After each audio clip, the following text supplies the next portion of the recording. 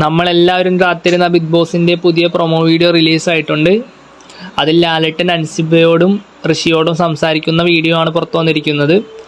അവർ ഇരുവരും പ്ലാസ്മ ടിവിയുടെ ഫ്രണ്ടിൽ ഇരുന്ന് അവരുടെ സൗഹൃദത്തിൻ്റെ ഓർമ്മകളും നൊമ്പരങ്ങളും എല്ലാം കാണുന്നതായി കാണിക്കുന്നുണ്ട്.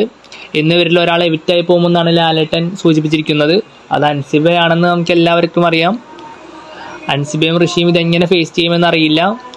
അവരിരുവരും അവർ പുറത്തു പോയാലും മറ്റേയാൾ പുറത്തു പോകരുത് എന്ന് കരുതി ആണ് നിൽക്കുന്നത്.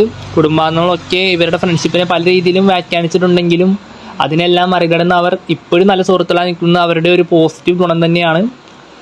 അൻസിബ പുറത്തു പോകുമ്പോൾ ഋഷിക്ക് കുറച്ചുകൂടി ഇൻഡിവിജ്വലായി കളിക്കാൻ പറ്റുമെന്ന് തന്നെയാണ് നമ്മൾ എല്ലാവരും വിചാരിക്കുന്നത്. അതുപോലെ തന്നെ അൻസിബയുടെ ഒരു ചേച്ചിയുടെ രീതിയിൽ നിന്നൊരു സ്നേഹമുത്തവും ഋഷിക്ക് ലഭിച്ചിട്ടുണ്ട്. ഋഷി അൻസിബയെ എത്രത്തോളം മിസ് ചെയ്യുമെന്ന് നമുക്ക് വരുന്ന എപ്പിസോഡുകളിൽ കാണാം.